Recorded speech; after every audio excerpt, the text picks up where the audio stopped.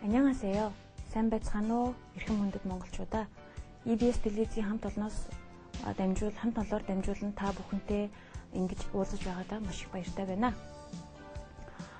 Би өнөөдрөөс эхэлж та бүхэнд өөрийнхөө монгол хэл дээр солонгос хэлийг заах болсон. Миний нэрийг Жаргалмаа гэдэг. Та бүхэн солонгос хэлийг илүү дүрмийн дагуу системчилсан маягаар сурах ийм сайхан боломжийг олгож өгсөн EBS телевизийн хамт олонд баярлалаа гэж хэлээд та бүхэн идэвхтэй бага зэргийн бэрэлт гаргаад солонгос хэлийг надтай хамт сурцгаана уу. Солонгос улсад ажиллаж амьдарч байгаа, сурч боловсрож байгаа мөн солонгос иргэнтэй гэр бүл болсон монголчууд их байдаг. Энэ улсууд энэ нэвтрүүлгийг үзэж солонгос хэлийг надтай хамт сурна гэдэгт би итгэж байна. За ингээд солонгос хэлнийхаа хичээлдээ орцгоё.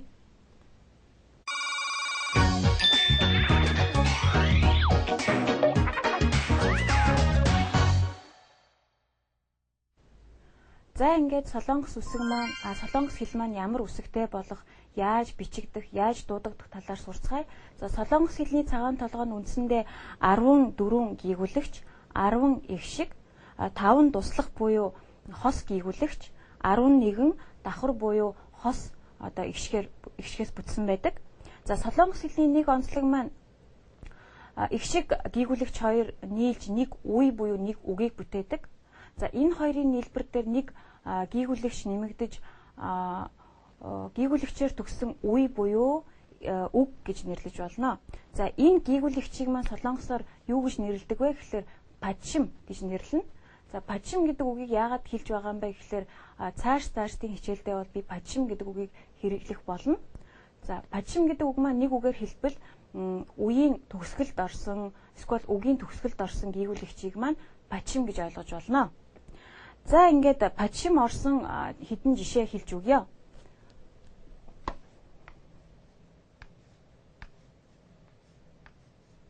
Көл гэдэг үг байгаа.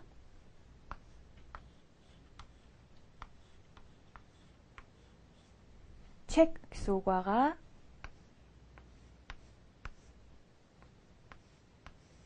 Пен гэсэн үг байгаа. За энэ үгнүүд маань бидний сая үзсэн падшимаар төгссөн үгнүүд байгаа.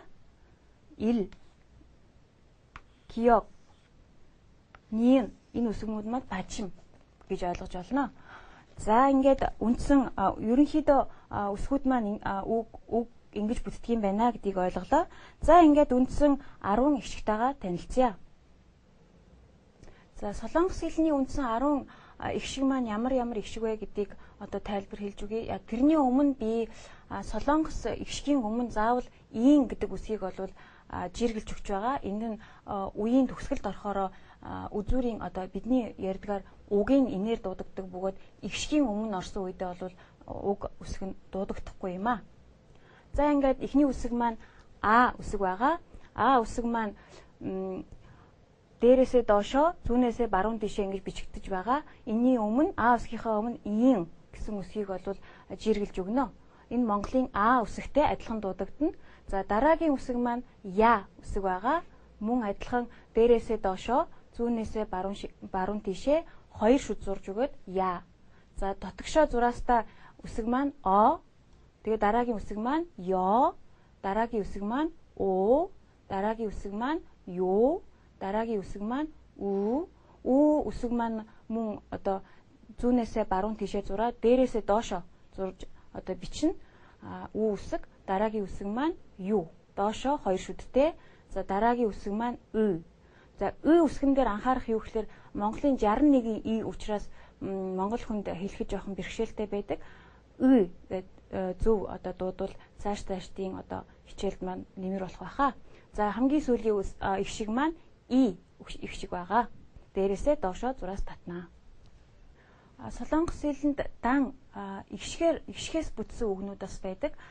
Эдний жишээ нь бол И гэсэн үг ээж болно. Мөн Аи гэсэн үг ээж болно. И мөн Ую гэсэн үг ээж болно. Мөн Уи гэсэн үг ээж болно. Уи. За энэ үгнүүд зөвхөн эгшгээс бүтсэн үгнүүд юм аа. За зөвхөн эгшгээс бүтсэн үгнүүд маань ийм жишээтэй. За ингээд үндсэн 14 гийгүүлэгчтэйгээ танилцъя. За үндсэн 14 гийгүүлэгч маань ямар үсгээс бүтсэн бэ гэхээр нэгт болвол г одоо солонгосын нэр нь болохоор киёк гэдэг үсэг байгаа. За дараа нь нин гэдэг үсэг байгаа. Монголын энэ үсгээр дуудагдана. За дараа нь дигит гэсэн үсэг байгаа. Монголын д үсгээр дуудагдана. За real гэсэн үсэг байгаа. Энэ нь үгийн эхэнд орохлоороо ирээр дуудагдана. Үгийн одоо үеийн буюу үгийн сүүлд орохлоороо илээр дуудагдана. За мим гэсэн үсэг байгаа. Энэ нь болохоор Монголын им үсэгтэй адилхан дуудагдана. За биб гэсэн үсэг байгаа. Энэ маань Монголын б үсэгтэй адилхан дуудагдана. За дараа нь шиуд гэсэн үсэг байгаа. Энэ маань Монголын ис үсэгтэй адилхан дуудагдана. За дараагийн үсэг маань нин. За түрүүн хэлсэн тийм ээ. Игшийн өмнө орохлоороо энэ үсэг маань өөрөө дуудагдахгүй. Үеийн сүлд буюу үгийн сүлд орохлоороо үгийн инээр дуудагдана. За дараагийн үсэг маань чигд гэсэн үсэг байгаа. Энэ маань Монголын ж үсэгтэй адилхан. За дараагийн үсэг маань чид гэсэн үсэг байгаа. Энэ маань Монголын ч үсэгтэй адилхан. За дараагийн үсэг маань кив гэсэн үсэг байгаа. Энэ маань Монголын к үсэгтэй адилхан. За тид үсэг маань Монголын т үсэгтэй адилхан. пип үсэг маань Монголын п үсэгтэй адилхан. хид үсэг маань Монголын х үсэгтэй адилхан гэж ойлгож болно. Энэ дуудлагаараа бол үгэнд уншигддаг юм а. За бид үндсэн эгшиг гийгүүлэгч хоёрын үзлээ. Эгшиг гийгүүлэгч хоёрын маань нийлбэр нэг үеийг бүтээдэг гэж би тайлбарсан. За хүснэгтэн дээр үзвэл илүү ойлгомжтой байх болно. За хүснэгтээс харахад бидний үзсэн гийгүүлэгч эгшиг хоёрын нийлбэр маань иймэрхүү янзаар нийлдэг юм байна гэдгийг ойлгож болно. За та бүхэн энэ одоо хүснэгтийн дагуу гэртээ чанга дугаар давтаж сайн уншаарай. За монгол хүний хэлэхэд хэцүү одоо хідэн хэллэгүүд байгаа. Үүнийг одоо цохож одоо хэлье. За монгол хүн ямар дуудлагыг хэлэхэд хэцүү байдаг гэхээр кё гэсэн дуудлагыг хэлэхэд хэцүү байдаг. За солонгос хүн яаж хэлхийг та бүхэн анхааралтай сонсоод давтаж дуудана уу. За эхний хэллэг маань кё гэсэн хэллэг байгаа. За солонгос хүн яаж хэлхийг анхааралтай сонсно уу. 원어민 목소리로 들어보겠습니다. 큐. За дараагийн дуудлага маань 구 гэсэн дуудлага байгаа. Энэ дуудлага маань монгол хүн дуудахад хэцүү байдаг. Сайн одоо үе үсгээ маш тод хэлж дуудах хэрэгтэй. За солонгос хүн яаж дуудахыг сонсцгоё. 원어민 목소리로 들어보겠습니다. 구. За дараагийн дуудлага маань жу гэсэн одоо дуудлага байгаа. Жу гэсэн дуудлага маань монгол хүн хэлэхэд бол бас хэцүү байдаг. Үу гэсэн дуудлагыг үу гэсэн үсгийг маш тод бөгөөд тодорхой хэлж өгөх хэрэгтэй. За солонгос хүн яаж дуудахыг анхааралтай сонсноо. 원어민 목소리로 들어보겠습니다. 주. За дараагийн дуудлага маань жу гэсэн дуудлага байгаа. Энийг бас солонгос хүн яаж дуусахыг анхааралтай сонсноо. 원어민 목소리로 들어보겠습니다. 주. За дараагийн хэллэг маань чү гэсэн хэллэг байгаа. Үүнийг бас солонгос хүн яаж дуудахыг анхааралтай сонсоод давтаж дуудана уу. 원어민 목소리로 들어보겠습니다. 추. За дараагийн дуудлага маань чү гэсэн дуудлага байгаа. Үүнийг бас солонгос хүн яаж дуудахыг анхааралтай сонсноо. 원어민 목소리로 들어보겠습니다. 추. За дараагийн дуудлага маань пё гэсэн дуудлага байгаа. За үүнийг солонгос хүн яаж дуудахыг бас анхааралтай сонсноо. 원어민 목소리로 들어보겠습니다. 퓨. За бид ингээд үндсэндээ эгшиг гийгүүлэгч хоёр маань нийлээд иймэрхүү одоо маягаар нийлж ингэж дуудагдсан байна гэдгийг ойлголоо. За бидний үндсэн энэ үеуд маань хоорондоо нийлж нэг үгийг бүтээдэг гэдгийг одоо тайлбарлая. За жишээ болгож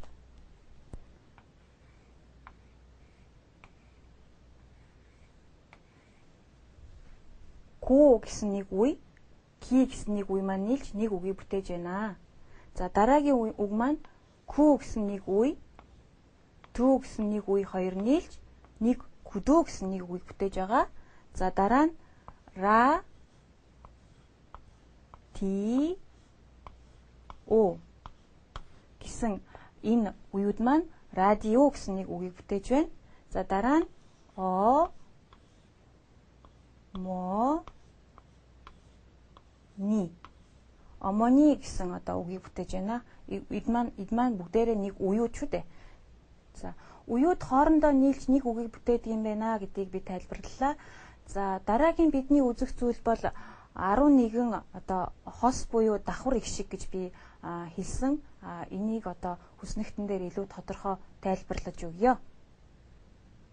За хүснэгтэн дээрээс харахад 11 ширхэг давхар буюу хос их шиг гэж гарч гэлсэн байгаа. За нэг бүрчлэн танилцъя. Хамгийн ихний үсэг маань дотроо нэг шүдтэй үсэг байгаа. Тийм ээ? Нэг зураас татаад дундаа шүдтэй. Энэ маань Монголын гэсэн үсэгтэй адилхан дуудагдана. За хоёрт болохоор дундаа хоёр шүдтэй энэ үсэг маань Монголын тэй мөн адилхан дуудагдана. За дээдх доод хоёр адилхан дуудагдж байгаа гэдгийг та нар анзаарсан байх. За дараагийн үсэг маань дотроо нэг шүдтэй хоёр зураастай энэ үсэг маань Монголын гэсэн дуудлагатай адилхан дуудагдана. За дараагийн үсэг маань дотроо хоёр шүдтэй хоёр зураастай энэ үсэг маань Монголын үсэгтэй адилхан дуудагдана. За энэ хоёр үсэг адилхан дуудагдана гэдгийг анзаарсан байх. За дараагийн үсэг маань хоёр нийлж ва үсгийг бий болгосон байгаа. Монголын ва гэсэн дуудлагатай адилхан дуудагдана гэж ойлгож болно. За дараагийн үсэг маань хоёр нийлж вэ гэсэн үсгийг бий болгосон байгаа. За дараагийн үсэг маань хоёр нийлж вэ гэсэн бас адилхан дуудлагатай нэг үсэг болж үрж байгаа. За хоёр нийлж во гэсэн үсгийг бий болгосон байна. За дараагийн үсэг маань хоёр нийлж вэ гэсэн үсгийг дуудсан байна. За би сая хэлсэн во гэж дуудсан энэ дээр буруу бичигдсэн байна. Гоор ойлгож болно. За дараагийн үсэг маань хоёр нийлж ви гэсэн үсгийг бий болгосон байна. За хамгийн сүүлийн хос буюу давхарцсан их шиг маань хоёр нийлж ви гэсэн үсгийг бий болгосон байна. За бид үндсэн одоо 11 хос буюу давхар их шигтэйгээ ингээд танилцлаа. Энэ 11 хос буюу давхар их шиг маань одоо дангаараа буюу одоо нийлж бусад өөр үеүдтэйгээ нийлж үгийг бүтээдэг. За жишээ болгож хэдэн үг дурдъя. За нэгт бол вэ. Тийм ээ? Вэ гэсэн үг байгаа. За энэ маань түрүүн бид нэр үзсэн хос буюу давхар ишгийн нэг болох вэ үсэг шууд ишгийн өмнө заавал ийн үсэг жиргэлж өгнө гэж би хэлсэн. За дараагийн үг маань ви гэсэн үг байгаа. Нөгөө ви үсэг маань этэй нийлж вие гэсэн үгийг бий болгож байгаа. За дараагийн үг маань чонхва гэсэн үг байгаа. Чон хэгийн дараа нөгөө ва үсэг маань орж ирж байгаа шүү дээ. Ва. За дараагийн үг маань үйжа гэсэн үг байгаа. Нөгөө үй үсэг маань орж ирээд ча үйтэй нийлж үйжа гэсэн үгийг бий болгож байна. За дараагийн үг маань кюква со гэсэн үеуд нийлж кюквасо гэдэг үгийг бий болгож байна. За ийм янзаар бидний үзсэн хос ишгүүд маань бусад одоо үеүдтэй нийлж үг бүтээдэг юм байна гэдгийг ойлголоо.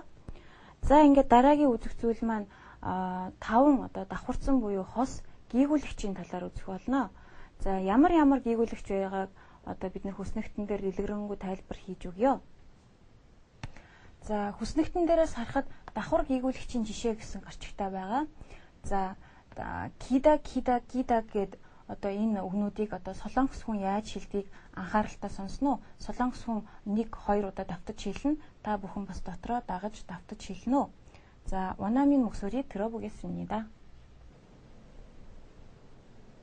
기다, 기다, 키다, 키다, 끼다, 끼다, 가다, 가다, 까다, 까다, 개다, 개다, 캐다, 캐다, 깨다, 깨다. За энэ үгнүүдийг сонсоход одоо жишээ нь гида гэдэг үг байна. Бас гида гэдэг үг нь баг зэргийн одоо гийгүүлэгч хоорондоо баг зэргийн ялгаатай гэдгийг бол сонсож мэдэрсэн болов уу гэж найдаж байна. За дараагийн үгийг солонгос хүний дуу хоолойгоор сонсцгоё. 원어민 목소리로 들어보겠습니다. 도, 도, 또, 또. За адилхан Д үсгийн мөртлөө хоорондоо баг зэргийн ялгаатай дуу гэх тийм ээ. Жохон тэр 2D үсэг орсон энэ 2D үсэг орсон энэ хэсэгт жохон акценттай өргөлттэй хэлж өгөх юм бол илүү ойлгомжтой байх болно. За дараагийн үг маань Б үсгээр эхэлсэн 2Б үсэг хосолсон 2Б үсэг маань байгаа. За энийг солонгос хүн яаж хэлхийг бас анхааралтай сонсноо. 원어민 목소리로 들어보겠습니다. 바르다, 바르다, 빠르다, 빠르다, 부르다, 부르다, 푸르다, 푸르다, 뿌리다, 뿌리다. За солонгос хүн яаж хэлхийг сонслоо.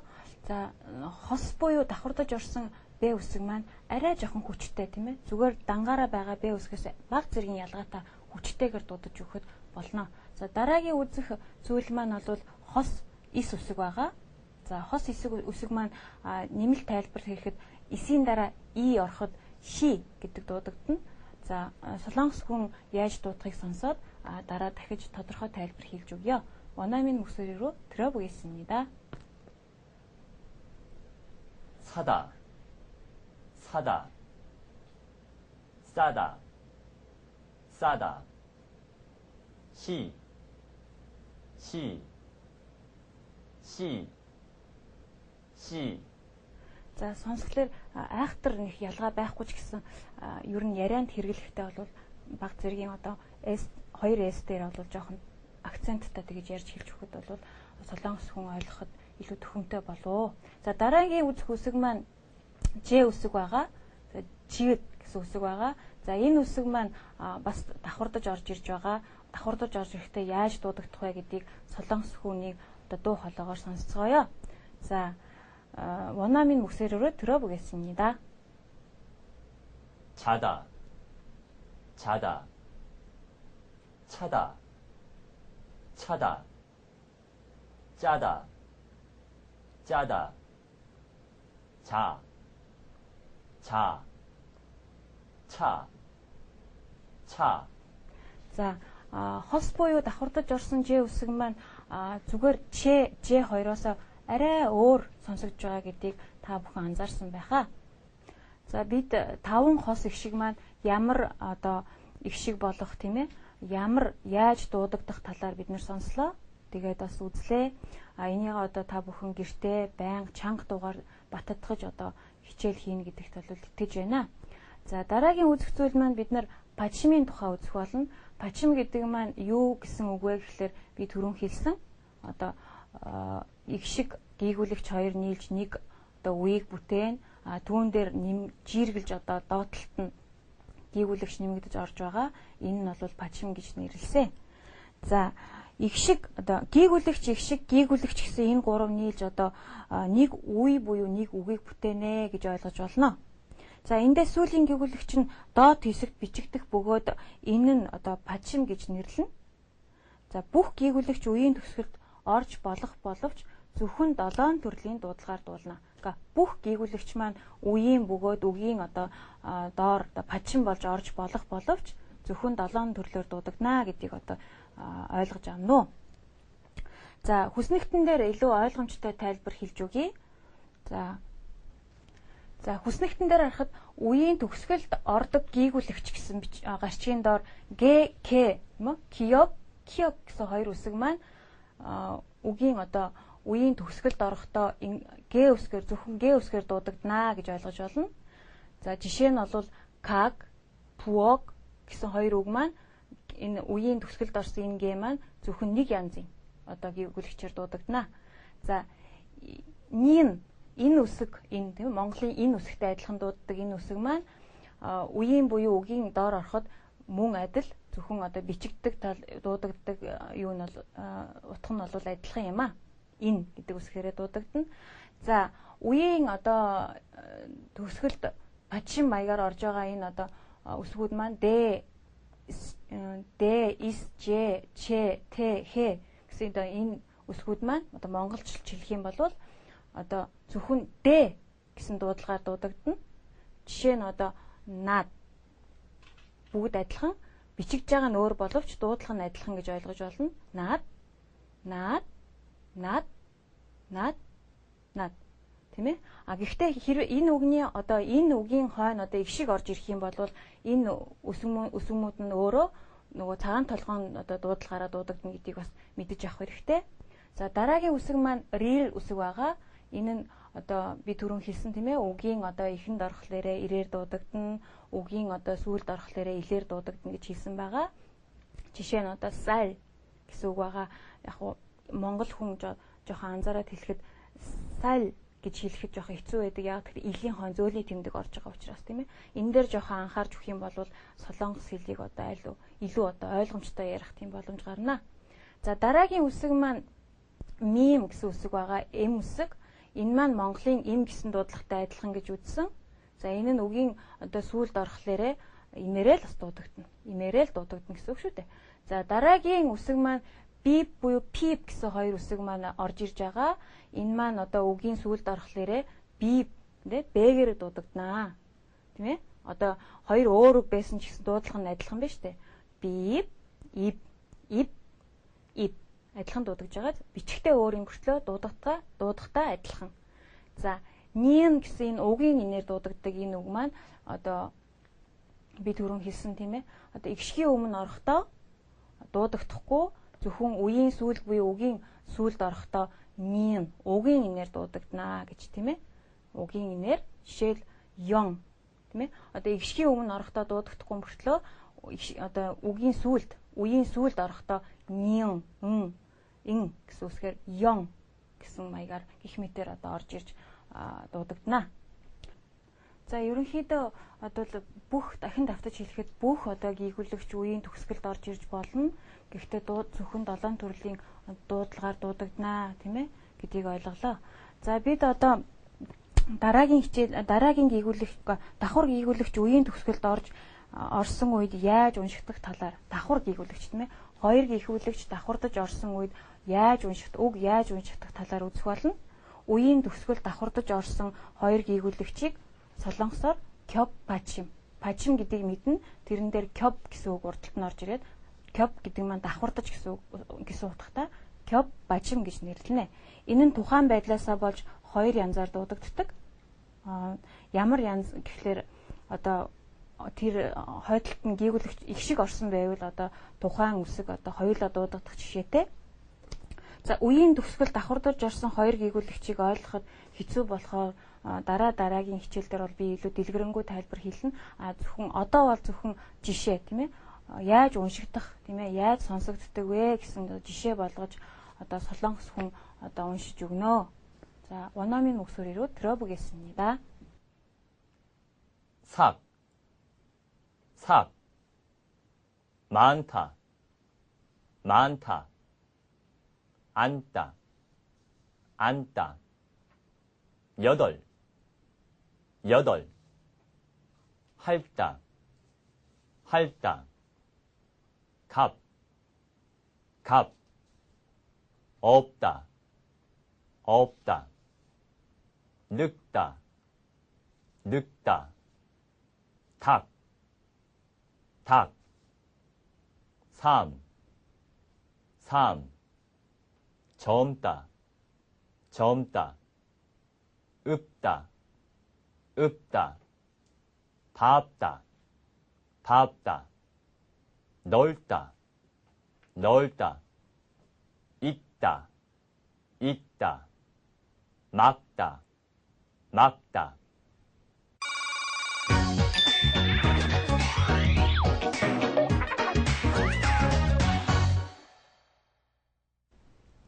За солонгос хүн яаж уншиж, яаж дуудаж байгааг бид нэр сонслоо. За энэ нь бол тогтсон дүрм учраас та бүхэн цээжлэх шаардлага гарч магадгүй. За энэ үгнүүдийнхөө одоо энэ үгийн маань үндсэн дээр их шиг одоо нэмэгдэж ирвэл тухайн одоо хоёр гүйгүүлэгч маань одоо өөр өөрийн дуудлагаараа уншигддаг гэдгийг бас мэдэж авах хэрэгтэй. За үндсэндээ бол өнөөдөр хичээлээ ингээд өндөрлөе. За өнөөдөр бид юу үзлээ? Солонгос хэлний цагаан толгой, солонгос хэлний үсэг одоо яаж бичигддэг, яаж дуудагддаг талаар үзсэн. Мөн одоо солонгос хэлний давхар гүйгүүлэгч шиг маань яаж дуудагддаг, яаж бичигддэг талаараас үзсэн. Солонгос хүн яаж дуудаг талаараас сонсож ойлгосон байхаа гэж найдаж байна. За өнөөдөр үзсэн бүх зүйлүүдээ баттгаад гэртээ сайн давтаж одоо хийн гэдэгт найдаж байна. Тодорхой хэмжээний мэрэлд гаргаж ийж бид нар дараагийн хичээлдэр ирүү ойлгомжтой, сонирхолтойгоор хичээл хийх боломжтой юм аа. Тийм учраас та бүхэн бас надтай хамт мэрэлдтэй хичээл хийж хийн гэдэгт бол би найдаж байна. За ингээд дараагийн цаг хүртэл баяртай. 안녕히 계십시오.